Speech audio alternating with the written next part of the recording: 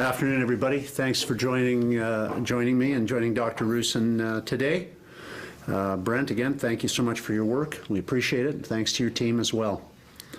You know, many Winnipeggers and Manitobans are probably a little bit tired today, not just of COVID, but tired because of a certain triple overtime hockey game that will see our team advance to the next round of the playoffs. So congratulations, Winnipeg Jets, and best of luck next year to the Edmonton Oilers. Today, I want to talk about Team Manitoba. We need all Manitobans on our team. We're at a critical point in this third wave. We need everybody to do the right thing, to be good citizens. If that sounds old-fashioned to you, I hope it doesn't, because that's what this is about as we move forward. It's about citizenship. Last week we introduced new public health orders to take effect over the May-long weekend and slow the speed of the third wave and avoid a complete shutdown in many sectors. These and previous measures that we had taken will not work if they are not followed. These measures were put in place, strong measures to limit gatherings, to limit close contacts, particularly important with the increasing transmission possibilities of these variants of concern. COVID's adapting. It's mean, it's quick. We have to be smart and we have to be quicker. As with every step of the way, we enacted stricter restrictions sooner than other provinces did relative to the stages they were at with respect to COVID cases and case numbers. And many Manitobans, most Manitobans, have done their very, very best to follow the public health orders, to protect themselves, to protect their families, to protect their neighbors. But it appears that too many others have made the wrong choices not to be part of the team. That needs to change. There are Manitobans who did not bother to take an hour or two and go and get a life-saving vaccine. In fact, over 70% of our hospitalizations currently are folks who haven't been vaccinated. So to be a good citizen, it would be helpful for you to go and get vaccinated. We have openings available, and we're looking forward to serving your needs and helping you protect yourself and others. Many Manitobans have chosen not to obey our public health orders and then have gotten sick. And too many of those people didn't even bother to get tested for COVID, which means they placed other people in jeopardy as well. As of Friday, 43% of hospital patients in Manitoba had not been tested. COVID hospital patients not tested. There's an element of personal responsibility that shouldn't escape us, but seems to be escaping some, that we need to remark upon. On Friday, of the 296 COVID patients in the hospital, 129 were only tested positive for the virus after presenting to the hospital. This includes 21 people in ICU. We continue to see unvaccinated Manitobans requiring admission to hospital and ICUs. We continue to see people who are coming to hospital very sick, presenting at hospitals very sick, who have not been tested for COVID. That means that there is a far greater risk that they are transmitting COVID to others, and variants of concern work fast. We need to change these behaviors. Again, as of last week, approximately 70% of individuals hospitalized with COVID-19 in the province of Manitoba have not been vaccinated, and that is not because of a lack of available spots or an opportunity to be vaccinated. Our vaccine team has made vaccines available to everyone in every age category. So, despite the best elective efforts of most Manitobans, despite having some of the strictest public health measures in the country for the past month, this reckless behavior of some is threatening the ability of our healthcare system to care for those most in need, including themselves. This past weekend, we call the unofficial start to summer here in Manitoba. But we need Manitobans to continue to stay home now, flatten the curve of the third wave, beat back COVID, so we can enjoy all that the rest of our Manitoba summer has to offer together.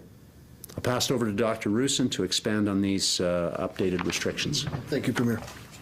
Good afternoon. I'm Brent Roussin, Manitoba's Chief Provincial Public Health Officer. 4 weeks ago, we announced changes to our public health orders to help slow the third wave.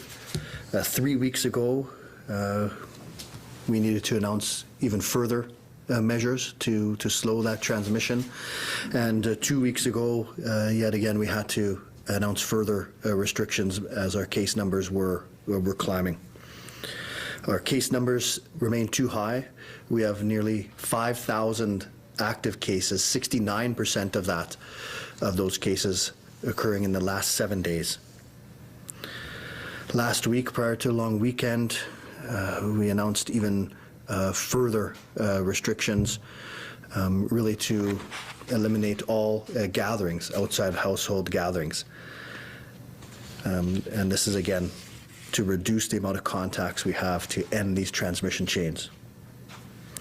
So today I'm announcing that those restrictions will remain in place until Saturday, May 29 at 12:01 a.m. And those restrictions, again, include indoor public gatherings are not permitted, and visitors are not permitted on private property except in certain circumstances. Outdoor gatherings with anyone from outside a household are not allowed, and that applies to all recreation spaces, playgrounds, golf courses, parks, sports fields. Only can gather with members of your household. Retail businesses are able to operate only at 10% capacity or a max of 100 individuals, whichever is fewer, and only one person per household is allowed to enter a business, of course with some exceptions for caregivers, single parents with children, etc.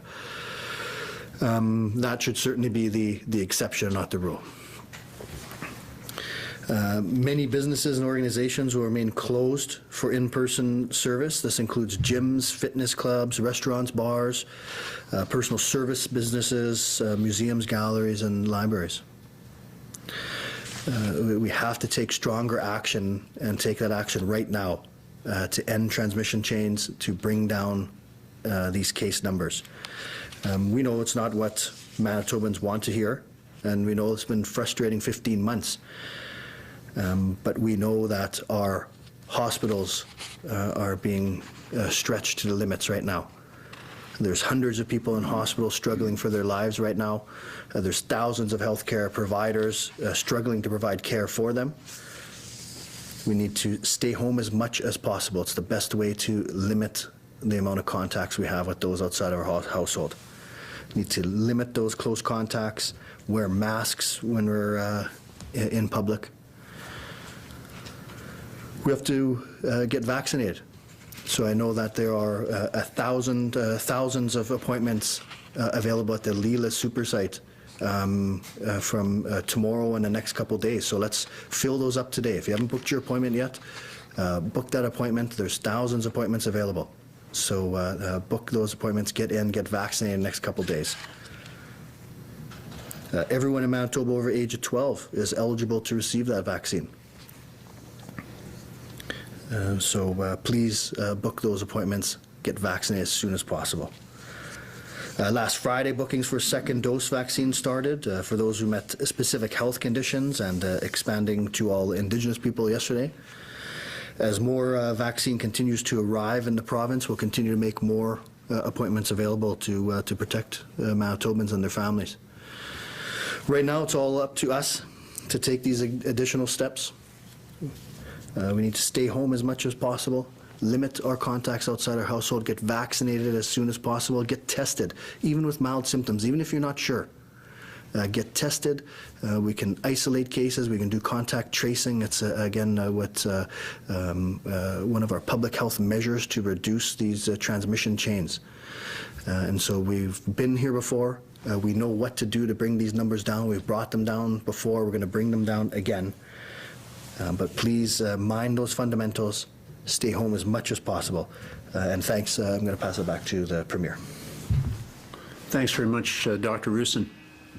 Yeah, we did it before. We did it before and we didn't have vaccines.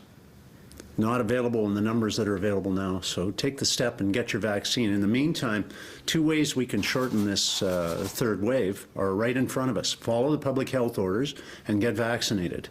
If you do these two things, then we can shorten this period of time and we can get our lives back faster.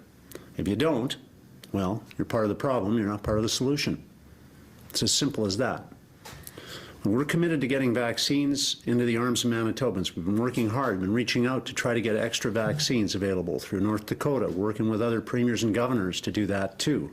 Bolstering the available supply of vaccines will assist us. We have additional capacity to get more people vaccinated. But we need you to step up and be part of the solution. Manitoba's implemented some of the strictest public health measures and enforcement measures too in the country. But sadly, if you don't follow those health measures, you're going to be part of the problem, not part of the solution. And these orders, they can work. They've helped us to get out of the second wave. They can help us get out of the third one now, but they only work if you work at them. And so for yourself and for your loved ones and for your family and to protect the healthcare system and to be considerate towards the needs of others who don't have COVID but are waiting for procedures, waiting for surgery. This is the right thing to do. Do the right thing. We need the full participation of Manitobans, all Manitobans, in order for these strict public health measures to work. So we can bend our curve back down, so we can protect our healthcare system. These measures are tough, but they have worked in the past because Manitobans made them work because they worked at them. These measures have saved thousands of lives in our province because you did that. You followed the public health orders. We all have a role to play in protecting ourselves, our loved ones, our community. And the level of caution has to remain high. And Dr. Roussin, our healthcare leaders, have reminded us as well to stay cautious even when you have your vaccine, because it's not perfect. It doesn't work for everybody. And also it doesn't start working really at all for at least a couple of weeks. So make sure you remain cautious and careful and following the public health orders, doing the right things. Wash your hands. Stay home when you're sick. Stay home when any member of your family is ill. Get tested. Make sure that you get tested. Wear a mask, limit your close contacts. And if you get COVID and you go into a hospital for treatment, make sure you cooperate with the contact tracing questions. The contact tracers are there to try and help you protect the people you've come into contact with. So make sure that you cooperate fully with them to help protect others. Be kind, support one another. We'll get through this thing. And when we do, you will be proud to have been part of doing that. Happy to take your questions. Thank you, Mr. Premier. Thank you, Doctor. A reminder to our reporters on the line, you will have one preliminary and one follow-up question. Up first this afternoon from City News, Stephanie. Hi, Dr. Roussin. Hi, Mr. Premier. A group of Manitoba doctors spoke to media this morning, and they say the narrative around Manitoba having the strictest public health orders, they say that's false.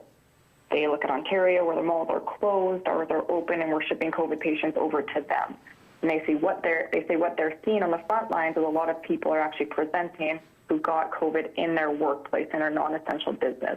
Will you commit to closing these non-essential businesses and taking steps to further restrict Manitobans?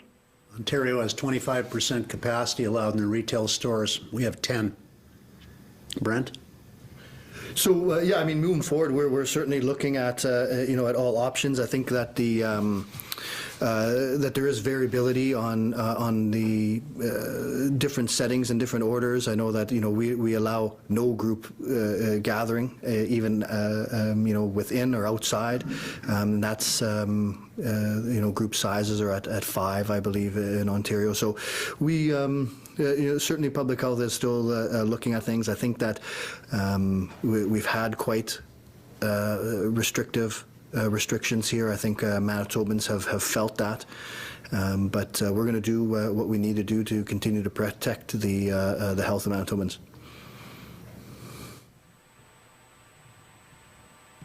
Okay, and the doctor did say this morning that they do expect, or that they think it is likely that patients could die in transport as we take them out of province. But to get to a situation where we have to do this, when we've watched the COVID situation unfold in other provinces, why weren't these measures taken earlier? Why weren't the training programs for ICU staff not done earlier so the staff could be ready now? And why wasn't the call made to the federal government earlier than last Friday? So I think, there's been substantial planning efforts right from the beginning of the pandemic in the healthcare system. I'm not, the one to speak to those, but I know that even before we've seen our first case of COVID, there's a tremendous amount of planning going on and preparation in the acute care system. We certainly did see these third waves in other jurisdictions, and that's they occurred, and those other areas have peaked and have started coming down while we're peaking later than them. I think we've had restrictions, and we've been in our critical red status since November. We've never come out of that. And we've had multiple iterations of increasing restrictions to now, Manitobans can't gather at all outside of their household. So I think we've had a number of restrictions in place, and moving forward, we still need Manitobans to do their part. In terms of the pre-COVID period, we beefed up significantly the investments in healthcare overall, in ICUs specifically, not just in terms of capital investments, improvements in facilities, but also in terms of staffing. But no one anticipated a pandemic. It's an unprecedented time. But the case numbers will continue to rise if people don't abide by the public health orders. Doesn't matter what they are if people won't abide by them. We have strict public health measures. They are more strict than, in almost every respect, than any other jurisdiction. They were a month ago more strict than almost any other jurisdiction except Ontario at that point in time. And so limiting, one shopper at a time in stores, 10% retail capacity.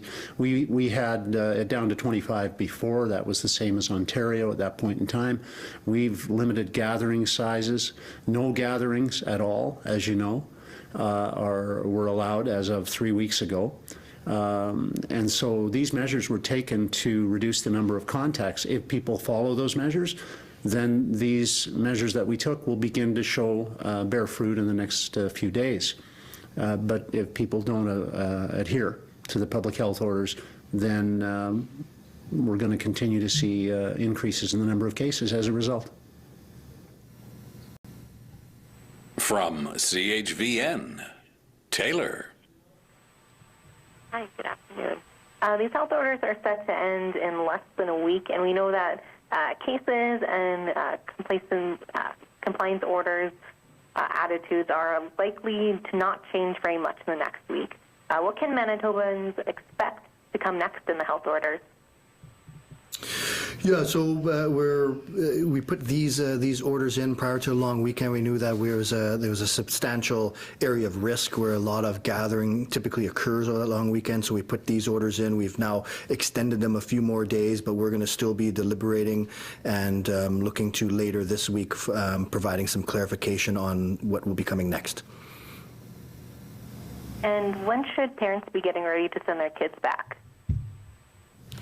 So again, this is something that we're in discussions for. I think that if you look at our current trends and current numbers, we're still quite concerned about that trajectory.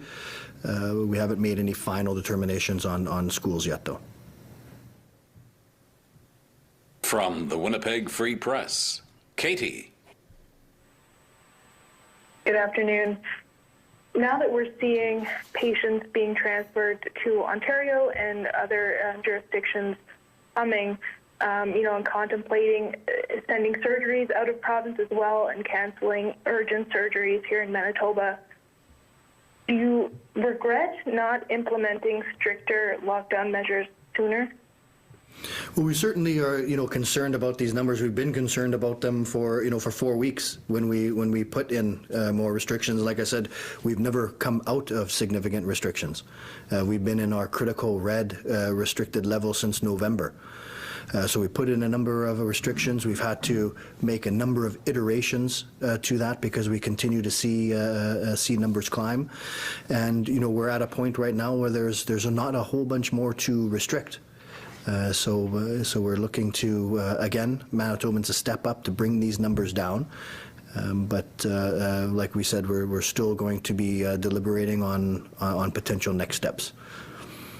Katie, you just have to ask yourself, when you have 43% of the folks who are going into hospital who haven't been tested, what would the correlation be with adherence to health orders? And I think that's a fair question to ask. So we brought in strict health measures. Not everyone's following them, obviously. We've had an increase in the number of tickets, warnings. Enforcement has had to be stepped up and has resulted in even more examples of people violating public health orders. But clearly, when you have vaccines available to everyone and yet 70% of the folks who are going into hospital haven't been vaccinated, there's an element of personal responsibility here and personal decision making that impacts. And so I think it's clear that if you do an analysis of the restrictions across the country, you will see that we brought in more severe restrictions than virtually anyone else earlier in relative to case numbers than other jurisdictions from Quebec to the West Coast. And so the issue of regretting not bringing in earlier health orders may be raised, but the adherence to health orders is also a key issue, and that is what I'm going to point out today. People are not adhering to the health orders as they should. They're creating a problem, and they're not getting tested when they should be, and creating a problem for others potentially as well. And this is going to continue to elongate the third wave if those behaviors continue.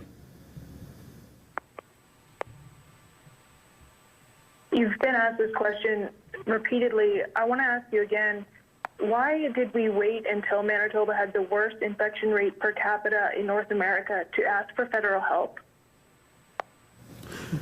Well, quite frankly, because we were prepared, and we had been preparing for some time for a spike in our case numbers. But I don't think anyone anticipated the degree to which that spike has occurred. I didn't. I don't think anyone else did either. So the question of waiting, we've been in dialogue with the federal government on a regular basis. Manitoba offered to help a month ago. You'd have to remember we didn't ask a month ago because there were 4 other provinces, 5, that were in far worse shape than we were. Wouldn't have seemed right. I don't think Manitobans would have seen the logic in us asking for help when we were actually offering help to Ontario, for example, and have offered help to others. So as a result of the discussion with the Prime Minister, we have 12 critical care nurses mobilized in the next week. We could receive, because we have asked out to others as well, we could receive as many as 50 critical care nurses. Clearly, our preference would be that we have the space available, we just need the staffing to not have to move people out. My understanding is that that would be far preferable. I certainly would think so. We have public health staff to support our alternative isolation arrangements that we're making to assist people who live in close contact settings where they aren't able to isolate effectively. We need some additional staff for that. Ottawa said they'll help there. And I'm sorry, Katie, don't have the exact time or hour that those staff will arrive, but I do understand the commitment has been made. In addition, on the StatsCan staff to support case and contact management or contact tracing, obviously that's really important. I encourage those who are going in and ask questions about their contacts to make sure they provide the information. To not do so is a blatant disrespectful act, because it stops our contact tracers from being able to notify folks who may be exposed to COVID to go and get tested immediately. And on lab support, 1 or 2 epidemiologists, 3 medical lab technologists to assist with testing. So that's what we're at in terms of detail on the staffing, and I thank the federal government for their cooperation and anticipation of potential cooperation and support from others in the Canadian family. Thank them in advance. From Global News, Marnie. Good afternoon, Dr. Roussin and Mr. Premier. In addition to closing non-essential businesses, the doctors that spoke this morning said they also like to see a stay-at-home order, and they also said that the ICUs are filled up with patients who caught the virus in the workplace.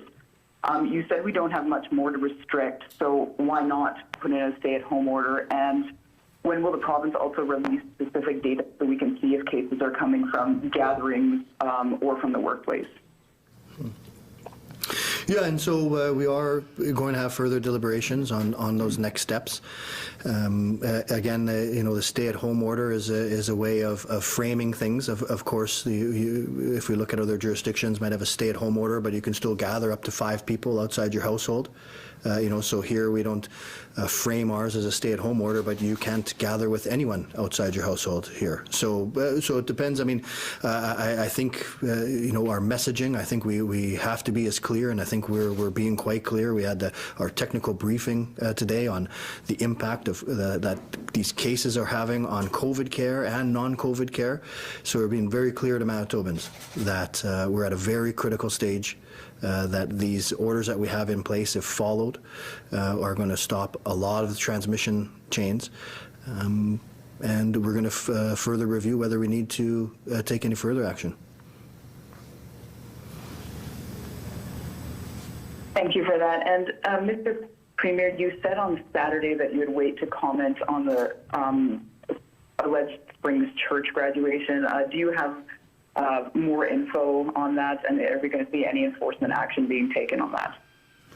Marnie, the enforcement I can't get involved in, of course, but I can say that if there are violations of public health orders, they will be investigated and they will be fined or warned, depending on the case.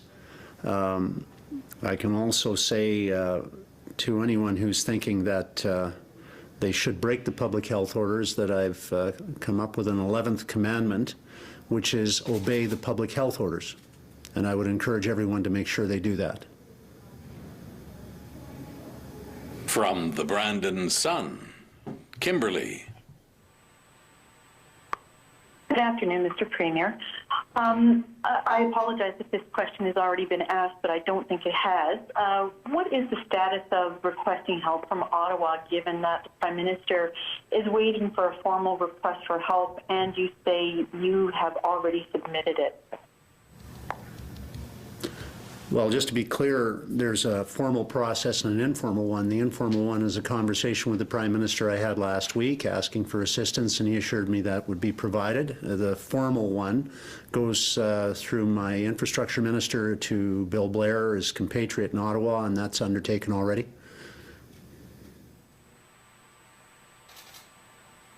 Thank you very much. My next question for you is regarding the survey. What are the first couple of days of the survey showing? Specifically, how much is the provincial government willing to spend on the incentives during that survey process? Sorry, I'm not clear on your question, Kim. Can you just repeat that for me? Yes, I apologize. There was a survey regarding involvement for those that are potentially vaccine hesitant. And I'm just wondering, what are the first couple of days of the survey showing, if people are actually buying into it, and if there's incentives, how much is the provincial government willing to commit to those incentives? Well, I'll only say that in the next few days we'll be releasing an incentivization strategy. This is a major thing that we need to encourage and cajole people to get a vaccine in any way that works, because we can't continue to expect we're going to get our lives back in the absence of people getting vaccinated in large numbers. The restrictions will have to be there to protect our healthcare system. As long as there are folks who are not vaccinated, who are getting COVID, who are going to hospital, who are needing ICUs, there is going to be a lengthening of the third wave. It's going to stretch out. We'd prefer that it be shorter. Most of us would prefer it be shorter, and so we need to encourage people to get vaccinated, and there'll be more detail on that in the next few days. From CJOB, Joe. Good afternoon, Dr. Roussin and Mr. Premier.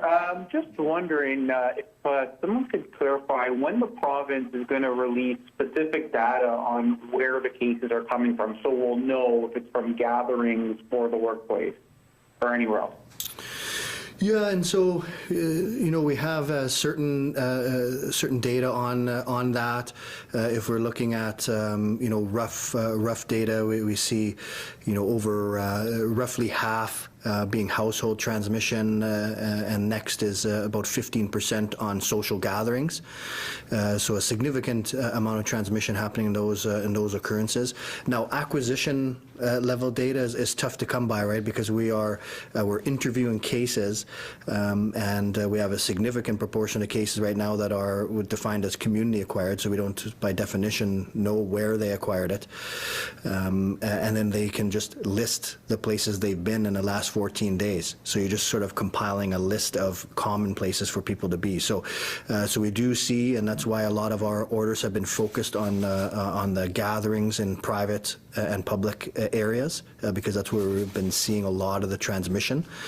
But of course, we've had workplace clusters and transmission that occur in certain workplaces as well. So, we have that data. Again, it's limited because we're a lot of community transmission right now. Thank you. And I'm curious to hear your thoughts on the numbers we've been seeing and the numbers today. They're down, but does this have anything to do with people not getting tested on weekends or long weekends? And I guess we also talked a lot today about people not getting tested in general. Yeah, we have to be very cautious with seeing these numbers. We still have a very high test positivity rate, and so certainly we'll be happy to see this as a start of a trend, but we can't rely on that. We need Manitobans to know that our healthcare system right now is at the brink, and we need to bring down these numbers. From the Winnipeg Sun, Scott. Hello, good afternoon to both of you. Premier, at a time when we're the worst jurisdiction in North America in terms of COVID, and when our own modeling showed that the third wave could be as bad as it is, do you think that blaming Manitobans is helping at all at this point? I think there's lots of blame to go around, Scott, but when people don't go and get tested when they have COVID, who else am I supposed to talk about? When people go in and don't cooperate with a contact tracer and provide information on who they've been in contact with, how the hell are we supposed to stop people from getting COVID? There's an element of personal responsibility here. It needs to be talked about and it needs to be confronted. And it's not a question of blame. I've already said, and I'll say it to you again, I take responsibility for the good, the bad, and the ugly, but I usually give credit to everybody else for the good. And so I'll continue to say to you, there's an element of personal responsibility here. And we have people who aren't following the health orders, Scott. And so I'm going to continue to hammer at that and encourage people to do that, because that's how we get out of this mess, not ignoring the health orders. And we certainly aren't going to get out of this mess if people don't go and get tested when they have symptoms. And we aren't going to get out of this mess if people keep going to social events with other people while they're sick. So there's personal accountability that has to be brought to the fore here. People need to accept that. You're either part of the solution or you're part of the problem. Thanks for that. My follow-up will also be directed at you. I'm wondering when then will you stop comparing us to Ontario and other areas, such as the Maritimes or whatever, suggesting that we've had some of the most strict restrictions and all of that, and just do what Manitoba needs instead. So what is that magic solution you're talking about, sir? We brought in enforcement. Well, I mean, the other jurisdictions have done stay-at-home orders. Ontario's done that. Nova Scotia's done it. I mean, those have shown to work. I'm not entirely sure at this point why those haven't been enacted here. Our current orders are as strong or stronger than Ontario's. So if you'd like to do your comparatives, you might want to pay attention to that fact. On enforcement, we continue to have the strongest enforcement in Canada. That's important because real behaviors are what's causing COVID to spread. The behaviors of people who go out and don't wear masks and assemble in large groups and socialize are what's causing COVID. So look, I'm totally accepting of the obligations of government in every respect. I head a government that has acted and acted promptly and early on things like enforcement and restrictions. But to deny that individuals give each other COVID is not anything but foolishness. It's individuals who give each other COVID. So it's individual choices in this context that matter most. And if individuals go out with symptoms and associate with other people and give them COVID, that's not the government, okay? So our restrictions will work. They've worked before because Manitobans worked at them. Manitobans behave responsibly and adhere to those public health restrictions. We bent that second curve down as well, or better than anybody, and we can do it again. But we need the help of all Manitobans to be on Team Manitoba doing this. And Team Manitoba isn't just some of us, it's everybody. From CBC Manitoba, Bart. Mr. Premier, the ICU physicians say that some of the people they're treating with COVID obeyed all the rules. They got sick at work. We know we don't have workplace data. They say some of those people who didn't get tested before they went to hospital were too weak to get tested, but they got sick so quickly they presented at hospital with symptoms. Yeah. What do you have to say to that? I have to say, I'm not trying to vilify everybody who gets COVID here. I'm talking about changing behaviors for those who can, Bartley. And there are many people who've presented at hospital who could have got a vaccination and chose not to. There are many people who have presented at hospital who could have been tested and chose not to. And my message is directed specifically to those people, not to the ones you've just described. I have nothing but compassion and sympathy for those folks, but I don't have a lot of compassion left, and I don't have a lot of sympathy left for people who disobey public health orders knowingly and willingly. And I don't have a lot of patience left, and I don't think many Manitobans do, for folks who won't cooperate with a contact tracer and share the names of those who may be affected by COVID. So I'll continue to say that personal behavior will influence how fast we get out of this. And I'd encourage people to do the right things and follow the public health orders, get tested if they're sick, get vaccinated as soon as possible. Thank you for that. Speaking of compassion, we heard from Dr. Jacobson today that we've had cardiac patients die waiting for cardiac surgery because of the crunch in hospitals. Dr. Gray today said there are basically thousands of invisible victims, non-COVID patients in hospitals and at home suffering as a result of the hospital crutch. We are here now because, well-intentioned or not, whatever restrictions, whatever adherence 2 months ago weren't put in place or weren't followed. We can debate that another time. You've answered that many times. But what do you have to say to the people, the family members and those people who have lost their lives now as a result of this intense crunch in hospitals? I've been fighting for shorter wait times since before I got back into provincial politics a decade ago. Our government, when we were in opposition, led the way in encouraging the provincial government of the day to work very hard to get the provinces to cooperate and support a greater partnership on funding to support the sustainability, renew the sustainability of our healthcare system. From the week I became Premier, I began to advocate for us to, as a country, recharge our funding system for healthcare so we could shorten wait times. We're the only province, according to CIHI, that shortened wait times for emergency services. This is a very high priority for me personally, for our government, and I believe for all Canadians. And this pandemic has clearly demonstrated, irrefutably, that funding support to get healthcare sustainably funded federally, provincially, has to happen because wait times have been doubling, even tripling in many categories over the last 20 years in this country. And this pandemic is making it far, far worse. And the human suffering that is occurring now in this pandemic was occurring before as well. And it's been ignored for a long time. It needs to be addressed. And this pandemic makes it evidently clear, I hope, I hope, to the federal government that they need to get back to the table with every premier and sort this mess out, because it isn't going to solve itself. It needs to be solved between a federal and a government that understands the nature of the problem, because every premier does. From the Canadian Press, Steve. Oh, hi there.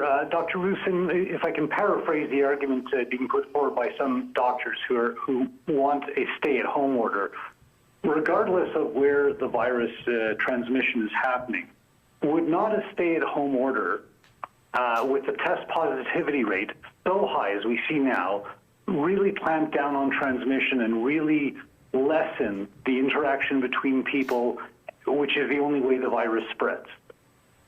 Yeah, I think that we need to definitely decrease the transmission. We need to end these transmission chains. Like I was saying there, a lot of it, if we talk about a stay-at-home order, it's how we frame it. We don't allow any gathering outside of the households right now. If we look at other jurisdictions that have a stay-at-home order, they still allow gathering, group sizes of 5. There's still other opportunities. So, you know, there's no doubt that we can't sustain this level of transmission.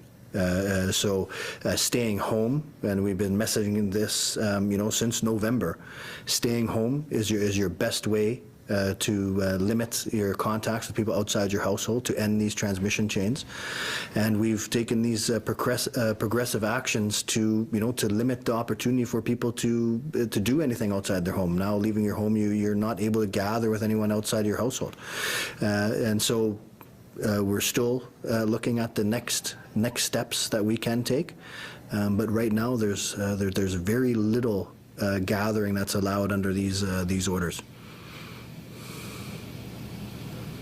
Okay, and have you seen any updated numbers, given that we're seeing a continued swell in the demand for ICU beds? It looks like we're way ahead of the worst case scenario that was being envisaged about a month ago, according to the most recent modeling we've seen. Do you know how high we're now expecting the demand for intensive care patients to be? We don't have anything different from those original modeling numbers. I believe those are continually being looked at, and we'll hopefully have an update on that in the near future for the models. Again, the models can tell us the trajectory that we're looking like we're on. It doesn't tell us where, when we make changes to the restrictions, where that's going to put us. But I don't have any updates since that last level where you did, indicate that we were in that worst case scenario, which, really has to deal with both things, that public health orders and adherence to those orders. And so we're going to see what these new restrictions bring. From CTV Winnipeg, Michelle. Hello. Is Manitoba asking other provinces or states for help with patients beyond Saskatchewan and North Dakota?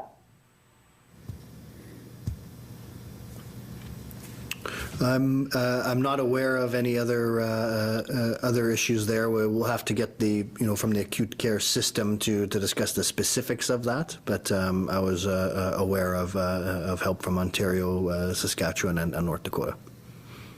Michelle, maybe. Sorry, Michelle. In respect, as Premier, in respect of asking for help, we have. Written to the United States Governors Association to ask for help in getting vaccines across to Canada.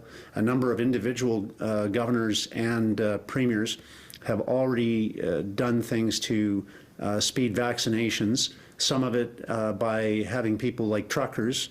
I think we're 1,700 truckers so far. I could stand corrected on the exact number. That have been vaccinated in North Dakota, but we would prefer to get vaccines up here. And there are many vaccines available in the United States.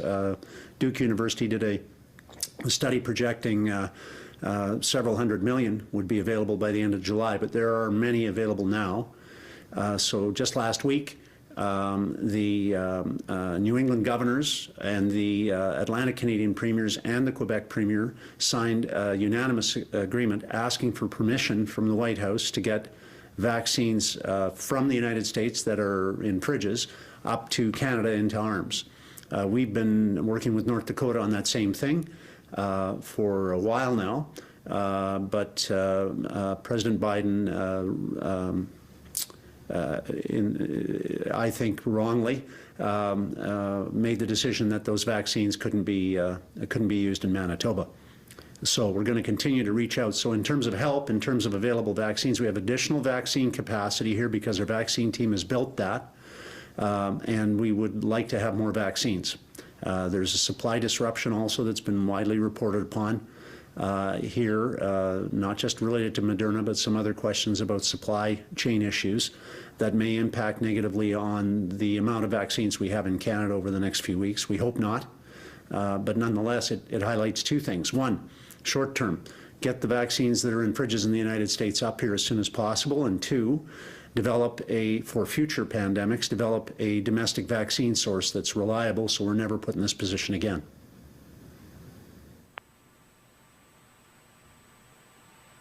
Okay, thanks. We also heard from this group of doctors today, they kind of were saying that vaccines are the long-term solution. It takes 2 weeks for the vaccine to give you any sort of high level of protection. So what is the short-term solution if what we're doing right now seems to not be working, or maybe the message isn't getting across? I'll start with that one and say I'm totally sure that the doctors want exactly the same thing Dr. Roussin wants and I want, most Manitobans want. They want a safe, secure society where we can restore our healthcare system to sustainability and where we can get our freedoms back. And I think we're all in agreement on that. And I think the question of restrictions that I understand they've focused on is one aspect of that. But I also maintain that getting Manitobans vaccinated as fast as we possibly can is also a key part of this, not just in the long term, but in the short term. So I think we're in agreement on the goals. Brent, maybe you'd like to add? Yeah, I agree. I think that certainly in the immediate time we have these restrictions in place, and we've been escalating them over time. I think vaccine, certainly in a relatively short period of time, certainly in a long, medium to long term, are our way out of this pandemic. We do see that very few people are making it to our ICUs that are vaccinated, and again, we know that there's people who hadn't had the opportunity at that time to be vaccinated. So it's not about attributing blame necessarily there, but it is we see very few people in our ICUs that have been vaccinated. So the more and more vaccine we get into Manitobans' arms, we are going to see that demand decline. Our final reporter this afternoon from CTV National News, Jill. Dr. Roussin, just picking up on that last point about, 70% of hospitalizations currently not vaccinated, but a lot of these are people who are just recently qualified. Premier, in that instance, you talk about doses in fridges and freezers. We had a lot of doses in this province in fridges and freezers in March and April that weren't going into arms. Do you regret how slow the vaccine rollout was in this province? No. The vaccine rollout was done systematically, with the first priority being to reserve the second dose for seniors in personal care homes, which resulted in us having higher numbers in reserve. Also for frontline staff, which resulted in us having higher numbers in reserve. So you don't look good on the stats sheet, but you don't sacrifice the security of your highly vulnerable people for a stat. Secondly, we held in reserve for our northern and Indigenous communities significant amounts, which were slower to report back. So we look like we're slower going out. We're middle of the pack. We're a little below middle of the pack because of the reserves we held back for second doses. That's not the issue at all. the flow of the vaccines out, and flow rates is what matters over the last 2 months, is consistent across provinces. We're at about 1.5% behind Alberta, I think, Ontario 1.7% behind them. Again, slower reporting from our large Indigenous partners. We have the highest percentage of Indigenous in the country, outside of the territories, of course. So those are the facts around rollout. The reality is, if we'd had the vaccines sooner, that would have helped. Okay, and that's not a shot at Ottawa, it's just a fact. The fact is, there's a lot of vaccines not being used in North Dakota and other states right now because their vaccine hesitancy numbers are very high. The fact is, we could use those vaccines in Canada. The fact is, we have the strongest relationship of any two countries ever. Canada and the United States, I think, have a long-standing partnership socially, economically, that's undeniable. So the sooner we can get more vaccines into arms, the better. We're going to have a campaign to reduce vaccine hesitancy, but we need more vaccines, and the sooner we get them in arms, the better. But if there's that vaccine hesitancy that we're hearing about, how do you encourage that? I mean, could we be seeing vaccine passports potentially for all the people who have been vaccinated and are waiting for their lives to begin again? Well, passports might be an interim issue, hopefully only short-term restrictions for anyone in our province or our country. But they may be enabling people to do certain things. That's not unusual. We have restrictions right now for people traveling and other activities, which used to be not so onerous. We'll put it that way. So yeah, combating vaccine hesitancy is an important issue, and it's one that various jurisdictions, not just in North America, are encountering right now. So yeah, we'll have more to say on that in the next few days. But I think the opportunity is very real to get ourselves through this third wave faster by getting more people vaccinated. If people will follow the public health orders, the combination of those two things will help us tremendously. And that's what we need to do to get through this third wave. Just want to say finally, thanks to everyone. Follow the health orders, please. Get vaccinated, please. If you're sick, get tested, please. And if you are determined to help, and I hope you are, make sure you cooperate at every opportunity with our contact tracers. They will then assist you in making sure you're protecting those who you may have inadvertently given COVID to. We want to make sure those folks are able to get tested as well.